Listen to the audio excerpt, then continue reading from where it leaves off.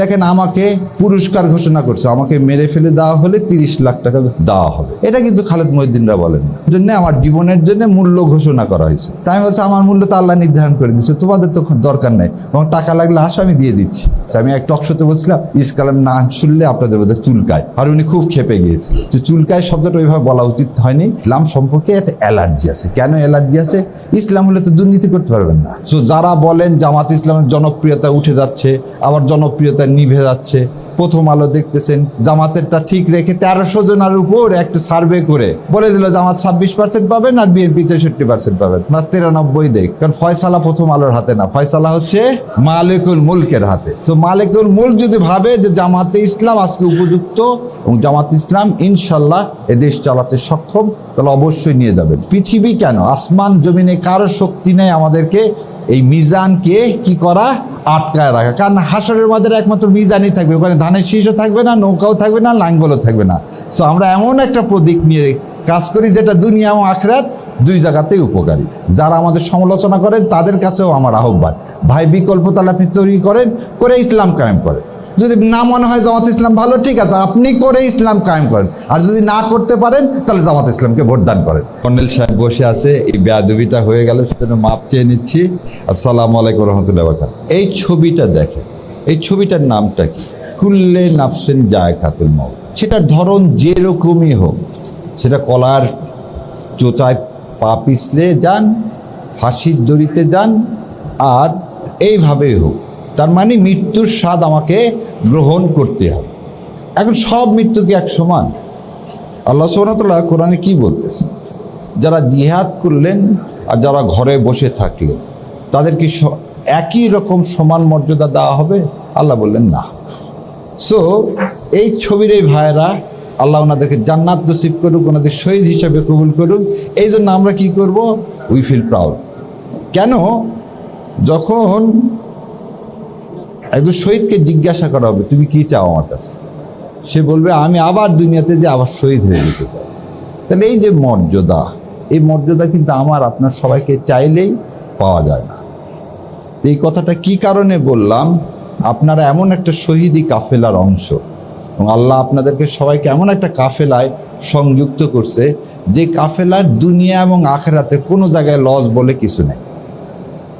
দুনিয়া এবং আখেরাতে লস বলে কিছু নেই। আমরা এমন যদি ব্যবসার চিন্তা করি তাহলে এমন একটা ব্যবসা করি, দুনিয়াতেও আমরা কি হচ্ছি, আল্লাহ সম্মানিত করবেন। আল্লাহ যদি ভাবেন আমাদেরকে ক্ষমতায় পাঠানো উচিত, কারণ সূরা বাকারার লাস্টের আয়াতে বলছে আল্লাহ এমন কোনো ভার আমার উপর দিবেন না যে ভার আমি বহন করতে পারবো না। সো যারা বলেন জামাত ইসলামের জনপ্রিয়তা উঠে যাচ্ছে, আবার জনপ্রিয়তা নিভে যাচ্ছে, প্রথম আলো দেখতেছেন কি করলো, জামাতেরটা ঠিক রেখে 1300 জনের উপর একটা সার্ভে করে বলে দিল জামাত 26% পাবেন আর বিএনপি 63% পাবেন। ওনারা 63 কেন, ওনারা 93 দেখ, কারণ ফয়সালা প্রথম আলোর হাতে না, ফয়সালা হচ্ছে মালিকুল মুলকের হাতে। সো মালিকুল মুলক যদি ভাবে যে জামাতে ইসলাম আজকে উপযুক্ত এবং জামাত ইসলাম ইনশাল্লাহ এ দেশ চালাতে সক্ষম, তাহলে অবশ্যই নিয়ে যাবেন।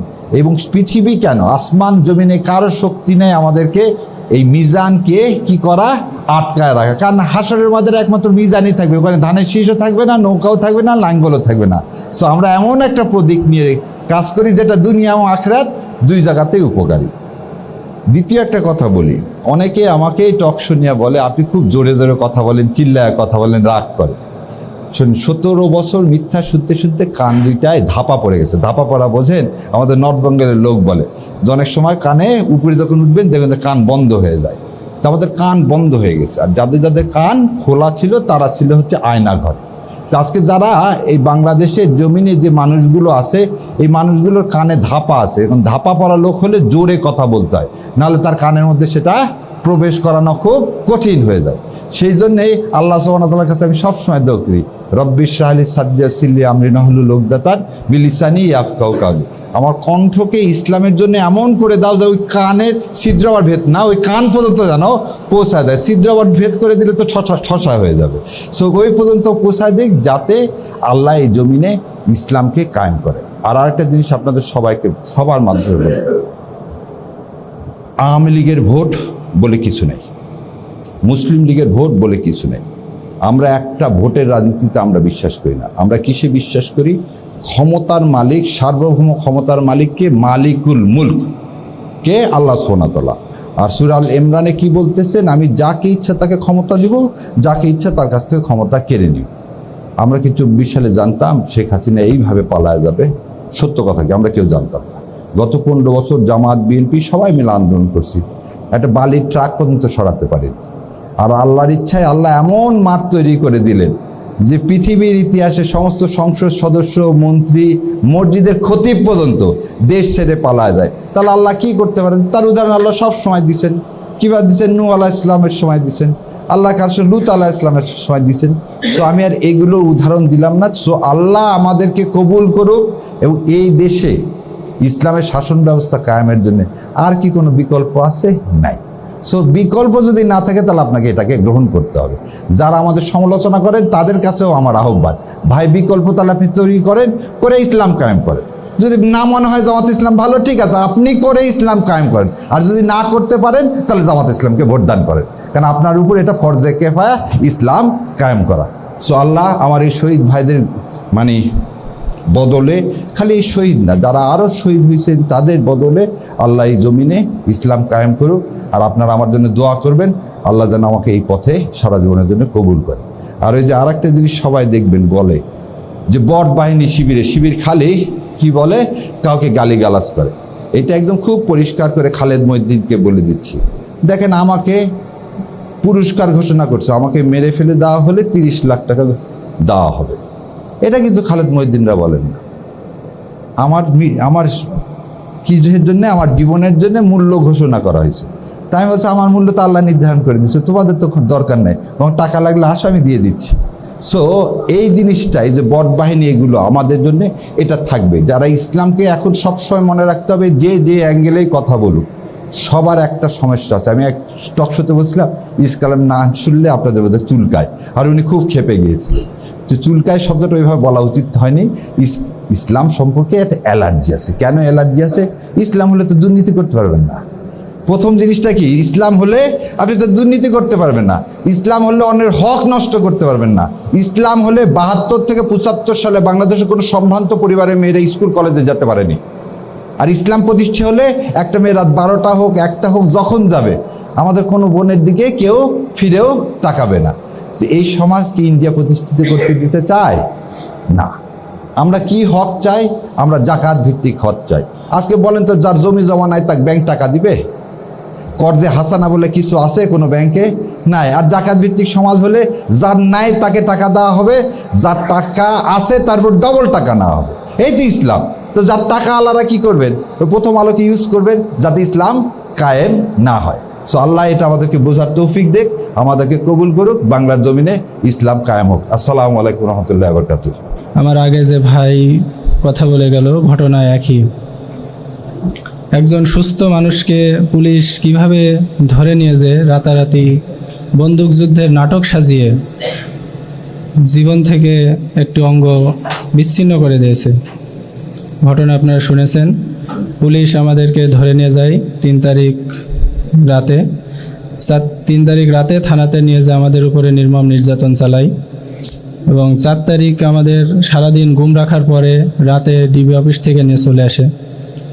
হাত চোখ বেঁধে আমাদের নির্জন মাঠের ভিতরে নিয়ে যে পায়ে বন্দুক ঠেকিয়ে গুলি করে।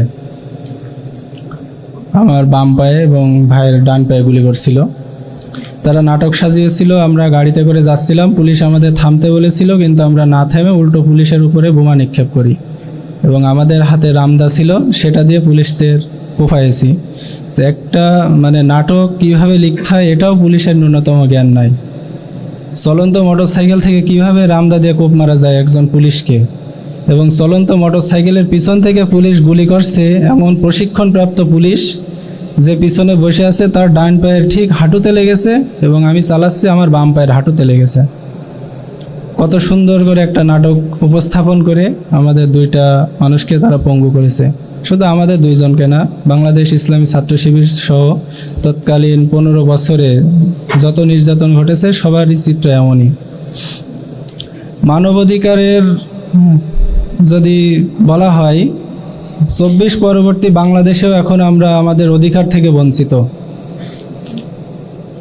আমরা আমাদের উপরে যে অন্যায় অবিচার হয়েছে সেই অন্যায় বিচারের দাবিতে আন্তর্জাতিক অপরাধ ট্রাইব্যুনালে আমরা একটা অভিযোগ দায়ের করেছি। সেখান থেকে আমাদের কাছে কিছু কাগজপত্র চাওয়া হয়েছে। আমরা যে চিকিৎসা নিয়েছি, আমাদের যে আসলে পুলিশে গুলি করেছে কিনা তার প্রমাণস্বরূপ, আমরা যে হাসপাতালগুলোতে চিকিৎসা গ্রহণ করেছি, আমরা সেখানে গিয়েছি আমাদের চিকিৎসার কাগজপত্র চাওয়ার জন্য, তারা দিতে অস্বীকৃতি জানিয়েছে। তো মানবাধিকার এখনও তো বাংলাদেশে যে ভাইরাস জীবন দিয়ে গেল 1500 মানুষ খুনি হাসিনা তাড়ানোর জন্য, 1.5 বছর পার হয়ে গেলেও আমরা ফ্যাসিবাদ মুক্ত বাংলাদেশ এখনও দেখতে পাইনি। এখনও প্রত্যেকটা অফিসে সেই ফ্যাসিবাদের দোসররাই বসে আছে, সেই ফ্যাসিবাদের পুলিশরা এই দেশ এখনও শাসন করছে বললেই চলে। তাদের কাছে বারবার গিয়েছি, মাসকে মাস ধরে সেই হাসপাতালগুলোতে ঘুরেছি, কিন্তু তারা আমাদের কোনো কাগজপত্রই দিতে রাজি হয়নি। বলেছে হারিয়ে গেছে, খুঁজে পাচ্ছি না, নষ্ট হয়ে গেছে, অনেক আগের কথা, এগুলো এখন আর নাই। অন্তত একটা অফিসে 10-15 বছর আগের কাগজও কিন্তু থাকে। তো আমরা যে মানবাধিকারের কথা এখনও বলে যাচ্ছি, সেই মানবাধিকারের জন্য এখনও আওয়াজ দিচ্ছি, সেই মানবাধিকার এখনও আমাদের দেশে প্রতিষ্ঠা করতে পারিনি। আমি আশা রাখবো ফ্যাসিবাদ মুক্ত এই বাংলাদেশে আমাদের মতো যেন আর কেউ মানবাধিকার লঙ্ঘনের শিকার না হয়, কোনো মা যেন তার সন্তানকে না হারায়, কোনো ভাই বোন যেন তাদের হাত পা রক্ত এই বাংলার মাটিতে আর না ঝরতে হয়। সবার কাছে সেই আশা আহ্বান ব্যক্ত রেখে আমি আমার কথা শেষ করছি। আসসালামু আলাইকুম রহমতুল্লাহ।